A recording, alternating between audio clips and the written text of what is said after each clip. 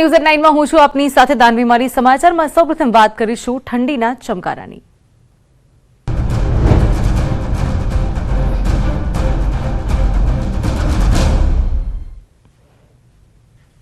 તો વાતાવરણમાં પલટા બાદ ઠંડીનો ચમકારો વધ્યો છે। સવારથી પવન સાથે ઠંડીનો ચમકારો વધી રહ્યો છે। ત્યારે ગુજરાતમાં આજે વાદળછાયું વાતાવરણ રહી શકે છે। ઠંડી અંગે હવામાન વિભાગની આગાહી વ્યક્ત કરાઈ છે। 3 દિવસ રાજ્યમાં તાપમાન યથાવત રહેશે। જ્યાં ગઈકાલે વરસાદ નોંધાયો હતો ત્યાં દિવસનું તાપમાન ઓછું હતું, તો દિવસનું તાપમાન ઓછું નોંધાતા ઠંડીનો અનુભવ થશે। તો ફરી એકવાર વાતાવરણમાં હિલચાલ જોવા મળી રહી છે। હવામાન 3 દિવસ સુધી ઓછું રહેશે। 3 દિવસ રાજ્યમાં તાપમાન યથાવત રહેશે, હવામાન વિભાગ દ્વારા આગાહી વ્યક્ત કરાઈ છે।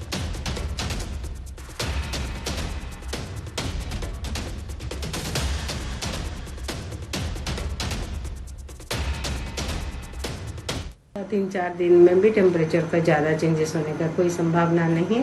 मोस्टली अहमदाबाद में 15 से लेके 17 डिग्री का अंदर रह सकता है और गांधीनगर में भी 13 से लेके 16 डिग्री सेल्सियस का अंदर रह सकता है अगले 7-8 दिन में।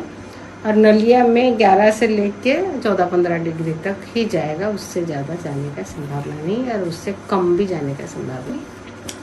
ठंडी लगेगी क्योंकि डे टेम्परेचर डाउन जाएगा, उसके कारण से ठंड महसूस होगा। पर्टिकुलर जो डिस्ट्रिक्ट में बारिश का होने का संभावना है वहीं पे ठंडी ज़्यादा लगेगा। અને હવે વાત કરીએ ગિફ્ટ સિટીમાં દારૂબંધી હળવીની।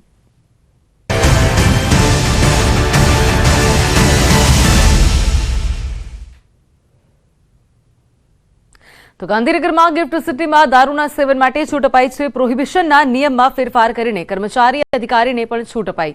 તો ગિફ્ટ સિટીમાં કામ કરતા કર્મચારી અધિકારીને પરમિટ અપાશે। ગ્લોબલ ઇન્વેસ્ટર, ટેકનિકલ એક્સપર્ટ તેમજ ગિફ્ટ સિટી ખાતે સ્થપાયેલ આંતરરાષ્ટ્રીય અને રાષ્ટ્રીય સ્તરની કંપનીઓ માટે ગ્લોબલ બિઝનેસ ઇકોસિસ્ટમ પ્રોવાઇડ કરવાના હેતુથી સમગ્ર ગિફ્ટ સિટી વિસ્તારમાં વાઇન એન્ડ ડાઇન ફેસિલિટી ઉપલબ્ધ કરાવવા માટે પ્રોહિબિશનના નિયમમાં ફેરફાર કરાયો છે। જે અંતર્ગત ગિફ્ટ સિટી ખાતે આવેલ કે પછી આવનાર હોટેલ્સ, રેસ્ટોરન્ટ, ક્લબ ખાતે પોતાને ત્યાં વાઇન એન્ડ ડાઇન ફેસિલિટી જે છે તે ઉપલબ્ધ કરાવી શકશે। એટલે કે FL3 પરવાના મેળવી શકશે। જો કે તેઓ દારૂ વેચી નહીં શકે। કોઈપણ હોટેલ દારૂનું ગેરકાયદેસર વેચાણ ન કરે તે માટે પરવાના ધરાવતી હોટેલ્સ, રેસ્ટોરન્ટ કે પછી ક્લબ દ્વારા કરવામાં આવતા લીકરના આયાત અને સંગ્રહ અંગે દેખરેખ રાખવામાં આવશે।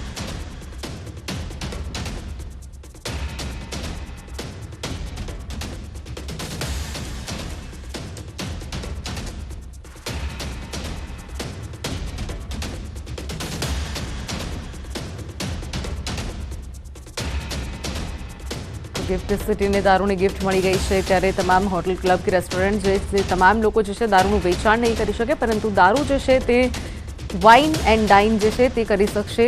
તેના માટે પરવાનગી તેમને આપવામાં આવશે। ત્યારે ગિફ્ટ સિટીમાં કામ કરતા કર્મચારીઓ જે છે તેમને પણ છૂટ અપાશે। ગ્લોબલ પરમિટમાં આપવામાં આવશે છૂટ। કર્મચારી અધિકારીઓને પણ છૂટ છે। ત્યાં કામ કરતા તમામ કર્મચારીઓને પરમિટ આપવામાં આવશે।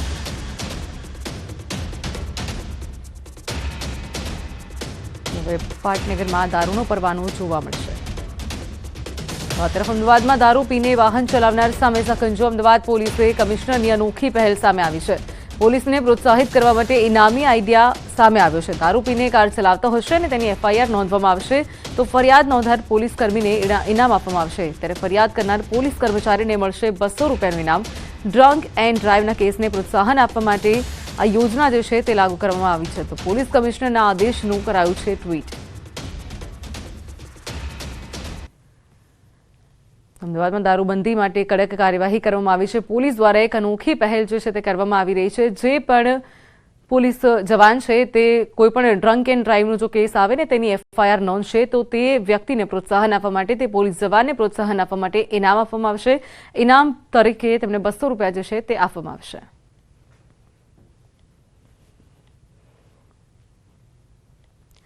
તો આ તરફ ગાંધીનગરની ગિફ્ટ સિટીમાં દારૂના સેવન માટે છૂટ અપાઈ છે। પ્રોહિબિશનના નિયમોમાં ફેરફાર કરીને કર્મચારી અધિકારીઓને પણ છૂટ અપાઈ છે।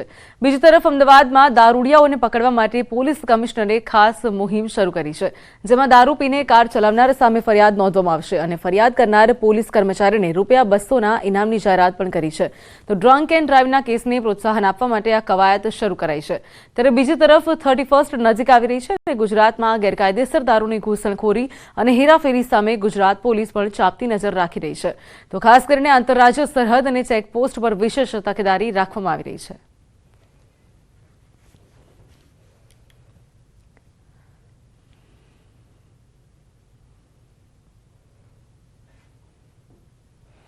બીજી બાજુ ગાંધીનગરમાં ગિફ્ટ સિટીમાં દારૂબંધી હળવી કરાઈ છે. આખરે ગુજરાતના યુવાનોનો શું મત છે?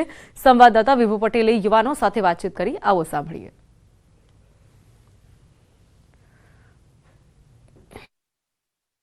ગાંધીના ગુજરાતમાં ગાંધીનગરના ગિફ્ટ સિટીમાં દારૂની પરમિશન આપી છે, ત્યારે યુથ શું માની રહ્યું છે? આપણી સાથે છે યુવાનો કે જેઓને વાત કરીશું. ગાંધીનગરના ગિફ્ટ સિટીમાં જે રીતે પરમિશન આપવામાં આવી છે, એક બાજુ ગુજરાતમાં પ્રતિબંધ છે, આપ શું કહેશો? પ્રતિબંધ હોવો જોઈએ. આ ખુલવું જ ના જોઈએ. જેમ કે અત્યારે જેમના આટલા એક્સિડન્ટ થાય છે, જો દારૂ પીને કોઈ ચલાવશે તો શું થશે આગળ? એનું હજુ કંઈ નક્કી જ ના કહેવાય ને. આ પ્રતિબંધ જ હોવો જોઈએ. પ્રતિબંધ હોવો જોઈએ, આપ શું કહેશો? પ્રતિબંધ હોવો જોઈએ. આપ એક યુથ તરીકે શું માની રહ્યા છે? લોકો શરાબ માટે બહાર પણ જાય છે. ગુજરાતમાં જ્યારે પ્રતિબંધ છે, ગાંધીનું ગુજરાત કહેવાય છે, તો એક યુથ તરીકે આપની શું રાય છે? प्रतिबंध हो जाए आज हर तो आप શું કહેશો?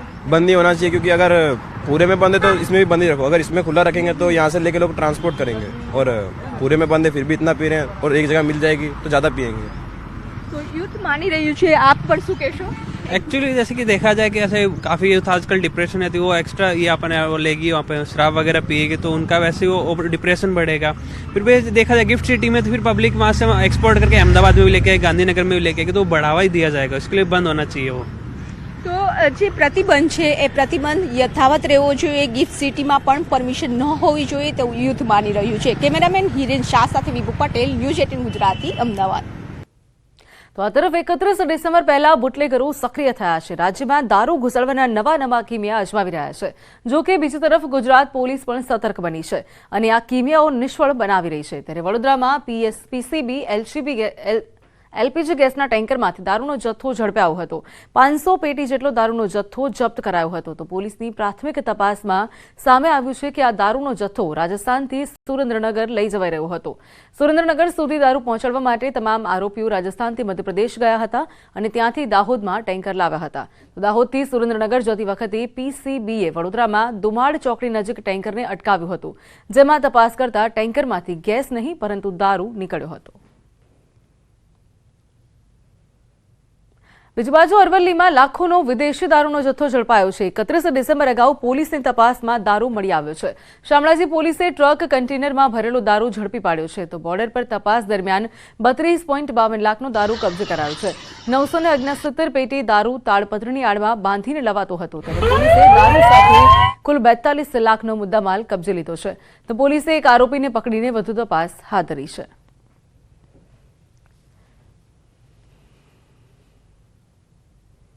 તો આ તરફ અમદાવાદના વસ્ત્રાલ વિસ્તારમાં આવેલ પુષ્પ રેસિડેન્સીના પાર્કિંગમાંથી દારૂનો જથ્થો મળી આવ્યો છે. નિવૃત્ત આર્મીમેન અને અન્ય એક વ્યક્તિને દારૂની 72 નંગ બોટલ સાથે ઝડપાયા છે. ઉપરાંત કાર અને મોબાઈલ સહિત ₹6,53,000નો મુદ્દામાલ જપ્ત કર્યો છે. તો આરોપી વિરેન્દ્ર ગુર્જર સીએસટી કેન્ટીનમાંથી દારૂ લાવતો હોવાની માહિતી સામે આવી છે. પોલીસે ગુનો નોંધીને હાલ વધુ તપાસ હાથ ધરી છે. આર્મીમાંથી લાન્સ નાયકના પદ ઉપરથી 2023માં વીઆરએસ લઈ અને રિટાયર થયેલા છે. એમને જથ્થા સાથે કુલ 60 બોટલો કે જેનો કુલ મુદ્દામાલની કિંમત થાય છે 72,480નો મુદ્દામાલ સ્થળ ઉપરથી જ પકડેલો. અને એ તપાસમાં એવું જાણવા મળેલું કે આ રામોલનો એક બુટલેગર છે ભુવનેશ્વર ઉર્ફે ભુવર, એને ત્યાં સ્થળ ઉપરથી જ પકડેલો. એટલે આ બંને આરોપીઓ ગુર્જર અને ભુવનેશ્વર બંને સ્થળ ઉપરથી પકડાયેલાના મુદ્દામાલ મળી આવેલો. બીજી બાજુ ગાંધીનગરના ગિફ્ટ સિટીમાં દારૂની પરવાનગી પર શક્તિસિંહની પ્રતિક્રિયા સામે આવી છે. ગાંધીના ગુજરાતમાં દારૂની છૂટ ન ચલાવી લેવાય. ગિફ્ટ સિટીમાં દારૂ પર પ્રતિબંધ હટાવવાના કારણે ગુજરાતને नुकसान થશે.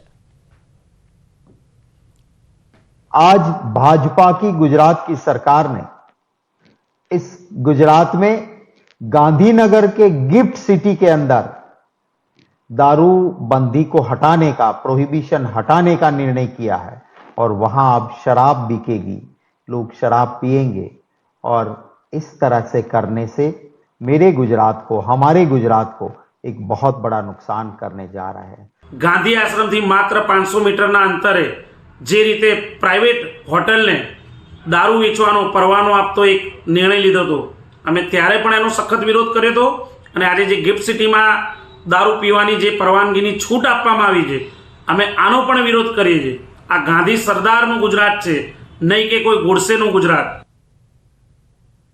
તો આ તરફ ગિફ્ટ સિટીમાં દારૂની પરવાનગીને સુરતના ઉદ્યોગકારોએ આવકારી છે. સુરતના ઉદ્યોગકાર દિનેશ નાવડિયાએ કહ્યું કે આ પરવાનગીથી વિકાસ વધશે. આજે ગુજરાત સરકારે જે નિર્ણય લીધો છે, ગિફ્ટ સિટી એરિયાની અંદર આલ્કોહોલ ફ્રી એરિયા ડિક્લેર કર્યો છે, એના કારણે હું ચોક્કસ માનું છું કે ગિફ્ટ સિટીનો ગ્રોથ ડબલ ગ્રોથ થશે અને ગુજરાતના વિકાસની હરણફાળ ગુજરાત ભરશે. તો આગળ વાત કરીએ હવે માસ્ક પહેરજોની.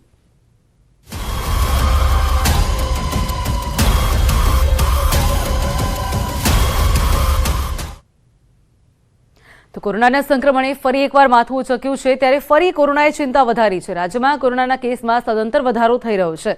અમદાવાદ સહિત અનેક શહેરોમાં નોંધાયા છે કેસ. રાજકોટમાં કોરોનાના કેસ બાદ તંત્ર એલર્ટ મોડમાં આવ્યું છે. તો દેશ વિદેશથી આવતા લોકો સંક્રમિત હોવાની શક્યતા છે. રાજકોટમાં કોરોના અંગે એડવાઇઝરી પણ જાહેર કરાઈ છે. તો લોકોને માસ્ક પહેરીને બહાર નીકળવાની સૂચના અપાઈ છે. આરોગ્ય કેન્દ્રોમાં ટેસ્ટિંગની કામગીરી પણ શરૂ કરાઈ છે. તો સિવિલ હોસ્પિટલમાં કોરોના વોર્ડ પણ તૈયાર કરી દેવામાં આવ્યા છે. શરદી ખાંસી હોય તેવા લક્ષણો જેમને જણાય તે તમામ લોકોને બહાર ન નીકળવાની પણ સલાહ આપવામાં આવી છે. અમદાવાદ સહિત અનેક શહેરોમાં કેસ નોંધાઈ રહ્યા છે. ફરી એકવાર કોરોનાએ માથું ઉચક્યું છે તેવું લાગી રહ્યું છે, ત્યારે તમામ લોકોએ તકેદારી રાખવાની જરૂર છે. હાલ અનેક સવાલ ઉભા થઈ રહ્યા છે. ન્યૂઝ 18ના સવાલ છે, કોરોનાએ ફરી એકવાર ચિંતા વધારી છે, ત્યારે શું કહી શકાય કે રાજ્યમાં કોરોનાની ચોથી લહેરની એન્ટ્રી થઈ રહી છે? જે પ્રકારે અત્યારે હાલ કેસ આવી રહ્યા છે તે ચિંતા વધારી રહ્યા છે. તો દેશમાં ચોથી લહેરનો ખતરો કેટલો થઈ રહ્યો છે? કારણ કે જે પ્રમાણે કેસ વધી રહ્યા છે, લોકો જે છે તેમને આઇસોલેશનમાં રાખવાની જરૂર પડી રહી છે, ત્યારે કોરોના શું ફરી તબાહી મચાવશે કે કેમ? અનેક સવાલ અહીંયા ઉભા થઈ રહ્યા છે. સાથે જ શું રાજ્યમાં કોરોનાથી ચોથી લહેરની એન્ટ્રી જે છે તે થઈ રહી છે કે કેમ? કારણ કે આરોગ્ય વિભાગ પણ સજ્જ છે. આ તરફ વાત કરીને મહત્વપૂર્ણ સમાચારની, તો પાર્ટી પદાધિકારીઓની બેઠકમાં પીએમનો મોટો સંદેશ. પીએમ નરેન્દ્ર મોદીએ કહ્યું છે, લોકસભા ચૂંટણી પર વિશ્વની નજર છે.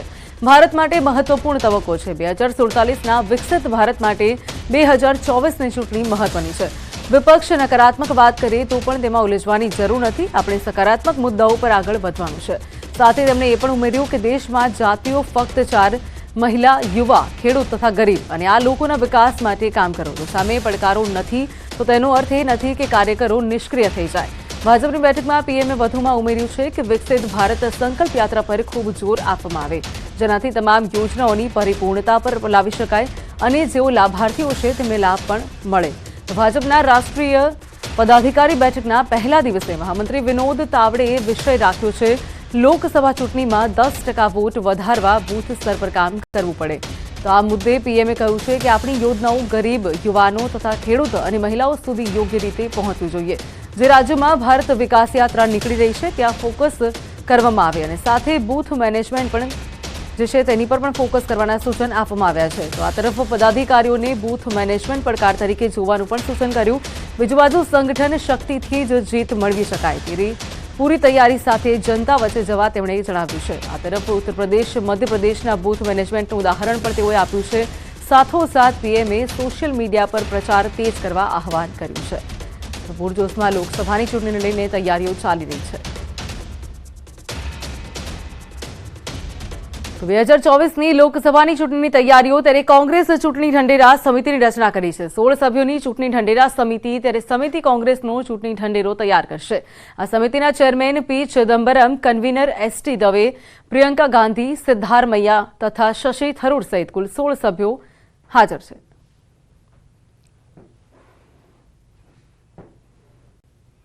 તો આ સાથે બુલેટિનમાં હાલ સમય છે વિરામનો. આપ જોતા રહો ન્યૂઝ 18 ગુજરાતી.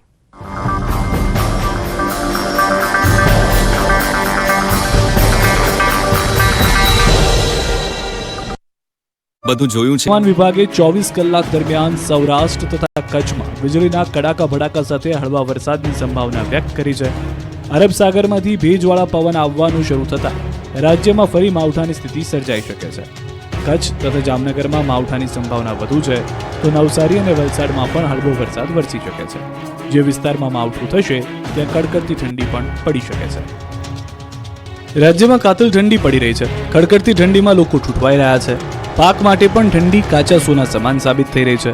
ઠંડી ભૂક્કા બોલાવતા ખેડૂતોએ રાહતનો શ્વાસ લીધો છે, પરંતુ ખેડૂતોની ખુશી લાંબો સમય ટકવાની નથી. અન્નદાતા પર ફરી એકવાર માવઠા માટે તૈયાર રહેવું પડે તેવી પરિસ્થિતિનું નિર્માણ થયું છે. 2 દિવસમાં ગુજરાત પર ફરી આકાશી ઘાત આવવાની છે.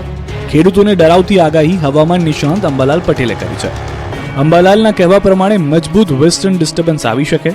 24મી ડિસેમ્બર સુધી મજબૂત વેસ્ટર્ન ડિસ્ટર્બન્સ આવશે. 24મી વચ્ચે ગુજરાતના વાતાવરણમાં પલટો આવશે. ગાજવીજ અને કરા સાથે ફરી માવઠું થઈ શકે છે. ઉત્તર, મધ્ય, દક્ષિણ ગુજરાત, દક્ષિણ સૌરાષ્ટ્ર, કચ્છના કેટલાક ભાગોમાં થઈ શકે કમોસમી વરસાદ. તો ડિસેમ્બરના અંત સુધી વાતાવરણમાં પલટા આવતા રહેશે. જાન્યુઆરીની શરૂઆતમાં વેસ્ટર્ન ડિસ્ટર્બન્સ આવશે, જેની અસરે જાન્યુઆરી અને ફેબ્રુઆરી આખો માવઠાનો રહેશે. દહેગામ તાલુકામાં દીપડાનો આતંક સામે આવ્યો છે. દહેગામ તાલુકામાં દીપડાએ 8 લોકોને ઘાયલ કરતા દહેશતનો માહોલ જોવા મળી રહ્યો છે. કડજોતરા ગામના દીપડો આફત બન્યો છે. હુમલો કરી દીપડો પાસે આવેલા ખેતરમાં સંતાયો હોવાનું કહેવાઈ રહ્યું છે. ઘટનાને પગલે વન વિભાગની ટીમ ગામમાં પહોંચી અને દીપડાને પાંજરે પૂરવા કવાયત હાથ ધરવામાં આવી. આદમખોર દીપડાએ 8 લોકોને ઘાયલ કરતા ગ્રામજનોમાં ડરનો માહોલ છે. હુમલો કરીને દીપડો પાસે આવેલા એરંડાના ખેતરમાં છુપાયો હતો. ઘાયલ લોકોને સારવાર માટે હોસ્પિટલ ખસેડવામાં આવ્યા. દહેગામના કડજોદરા ગામે દીપડો ગામજનો માટે આફત બનીને આવ્યો. લોકોમાં ભયનો માહોલ જોવા મળી રહ્યો છે.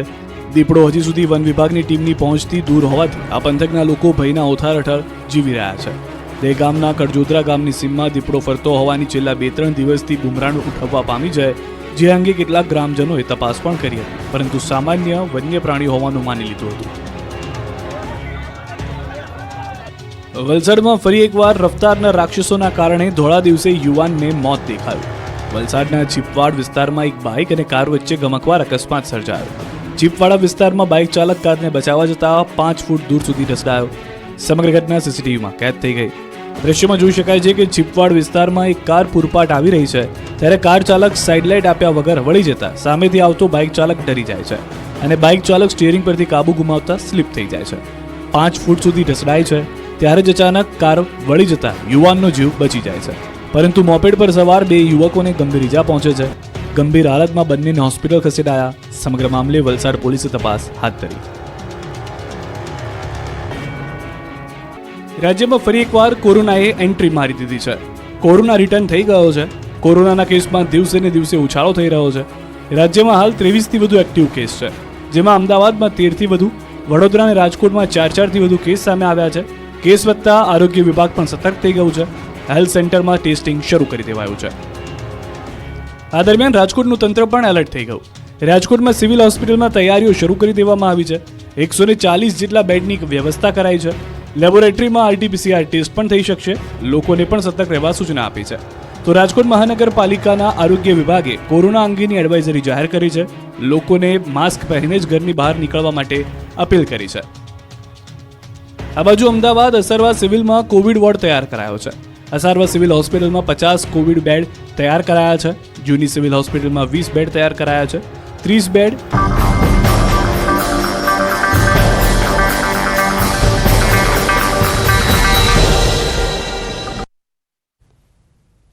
Welcome back. અને બુલેટિનમાં હવે વાત કરીએ ડાઘિયાના આતંકની.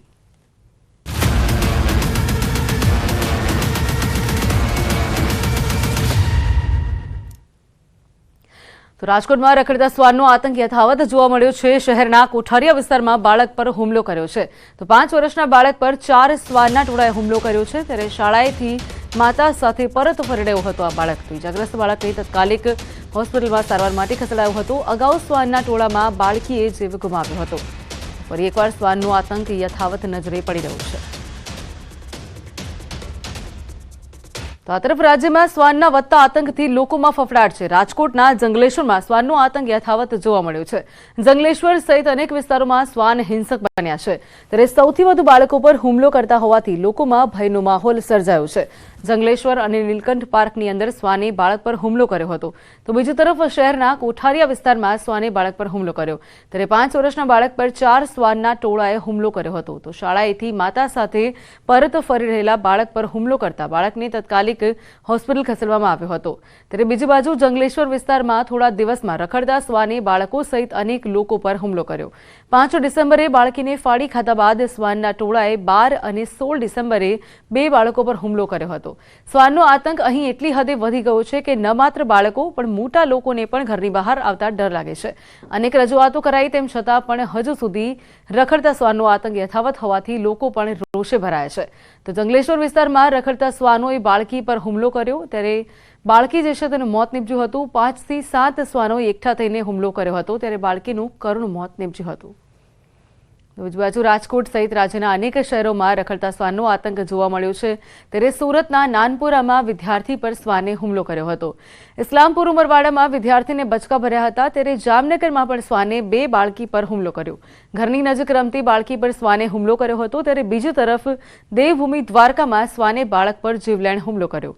બાળકને મોઢાના ભાગે ગંભીર ઈજા થતા તેને હોસ્પિટલ ખસેડવામાં આવ્યું હતું. ત્યારે જૂનાગઢમાં પણ રખડતા શ્વાને 4 થી 5 બાળકો પર હુમલો કર્યો હતો. તો આ તરફ અમદાવાદ મ્યુનિસિપલ કોર્પોરેશનની માસિક સામાન્ય સભા મળી. ત્યારે શૂન્યકાળ દરમિયાન વિપક્ષ નેતા શહેજાદ ખાન પઠાણના ભાજપ પર આકરા પ્રહાર.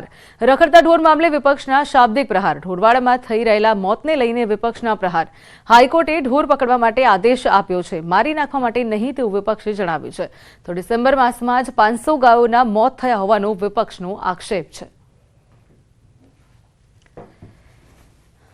एक तरफ अहमदाबाद म्यूनिसिपल कॉरपोरेशन को हाई कोर्ट ने ये कहा कि अहमदाबाद शहर में रखड़ते हुए पशु को अहमदाबाद म्यूनिसिपल कॉरपोरेशन के पकड़ना है और अहमदाबाद के मुख्य रास्तों पर कोई भी पशु ना दिखे. लेकिन अहमदाबाद म्यूनिसिपल कॉरपोरेशन कुछ विपरीत कार्य कर रहा है. हाईकोर्ट के कहने पर पशुओं को तो पकड़ता है, लेकिन पशुओं की हत्या करने का कार्य भी अहमदाबाद म्यूनिसिपल कॉरपोरेशन द्वारा हो रहा है. બીજી બાજુ સાબરકાંઠાના મોઢુકામાં પકડાયેલું દીપડું ઈજાગ્રસ્ત થયું છે. દીપડાને ગળાના ભાગે ગંભીર ઈજા થતા કાર્યવાહી કરાઈ છે.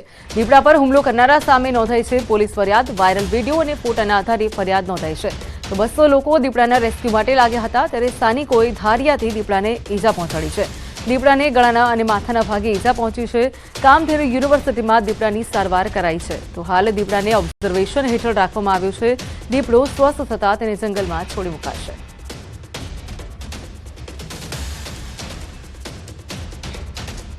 દીપડાને 1.5 ઇંચની ઇન્જરી હતી ગળાના ભાગે, જેમાં 8 ટાંકા ઇન્ટરનલ 8 ટાંકા અને ચામડીના ભાગમાં 8 ટાંકા, એ રીતે 8 ટાંકા લેવામાં આવ્યા. માથામાં કેટલોક માર મારેલો, એના કારણે થોડું ઇન્ટરનલ હેમરેજીસના કારણે ક્લોટિંગ થયેલું હતું. એ ક્લોટિંગની સારવાર આપવામાં આવી. આરોપીઓ જેમણે દીપડાને આ રીતે ઈજા પહોંચાડી છે તેઓ સામે વન્યજીવ અધિનિયમ હેઠળ અમે સેક્શન 9 એટલે હન્ટિંગની અત્યારે ગુનો નોંધી દેવામાં આવ્યો છે. બીજી બાજુ વલસાડના પારડીના પરિયા અને રાબડી ગામે દીપડો દેખાતા ભયનો માહોલ છવાયો છે. ગામના છેવાડે આવેલા ઘર નજીકથી દીપડો નાના પશુ પક્ષીઓનો શિકાર કરતો. ત્યારે લોકોમાં દહેશત વર્તાઈ રહી હતી. જો કે વન વિભાગે ગોઠવેલા પાંજરામાં દીપડો ઝડપાતા લોકોએ રાહતનો શ્વાસ લીધો છે. સમગ્ર ઘટનાની જાણ થતાં લોકોએ મોટી સંખ્યામાં લોકો દીપડાને જોવા પહોંચ્યા હતા. ત્યારે અત્યારે વન વિભાગે દીપડાનો કબજો લઈ પશુ ચિકિત્સક પાસે ચેકઅપ કરાવવા સહિતની કાર્યવાહી હાથ ધરી છે.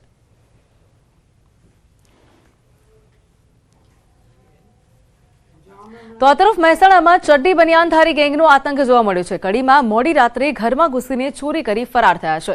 તસ્કરોએ બંધ મકાનને નિશાન બનાવ્યું છે. બંધ મકાનમાંથી ₹2.40 લાખની મુદ્દામાલની ચોરી કરી. નાની કડી વિસ્તારની આ સમગ્ર ઘટના હતી કે ચોરોએ ચોરીને અંજામ આપ્યો હતો.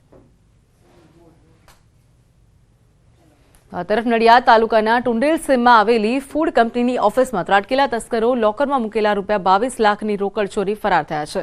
ઓફિસના સીસીટીવીમાં 2 તસ્કરો કેદ થયા છે. ટુંડેલ સીમમાં આવેલી ઉત્સવ ફ્રૂટ પ્રોડક્ટ્સ કંપનીમાં કામદારોને પગાર આપવા માટે કંપનીના કેશિયરે ₹22 લાખ ઉપાડીને ઓફિસમાં લોકરમાં મૂક્યા હતા. જે ગુમ થતા જ સીસીટીવી માટે જોતા 2 વ્યક્તિ કંપનીમાં પ્રવેશીને ચોરી કરી ફરાર થયા હોય તેવા દ્રશ્યો સામે આવ્યા છે. મારી ફેક્ટરી બિસ્કિટ બનાવવાની છે, ઉત્સવપુર પ્રોડક્ટ. અને શુક્રવારની સાંજે આઈ થિંક ઘટના બની હશે. સાંજે હું નીકળ્યો ત્યારે કેસ હતી તિજોરીમાં, અને શનિવારે જ્યારે આવ્યો ત્યારે કેસ નથી. 22 લાખ રૂપિયા કેસ હતી. એટલે પછી મેં મારી રીતે પહેલા સીસીટીવી ને બધા ચેક કર્યા. એ મને કોઈ જગ્યાએ કંઈ દેખાયું નહીં. બહારની સાઈડે કેમેરા લાગેલા હતા પણ કોઈ જગ્યાએ પકડાયું નહીં. એટલે મેં વસો પોલીસ સ્ટેશને જાણ કરી. તો આ સાથે હાલ બુલેટિનમાં બસ આટલું. વધુ સમાચારની અપડેટ માટે જોડાયેલ રહો ન્યૂઝ 18 ગુજરાતી સાથે. નમસ્કાર.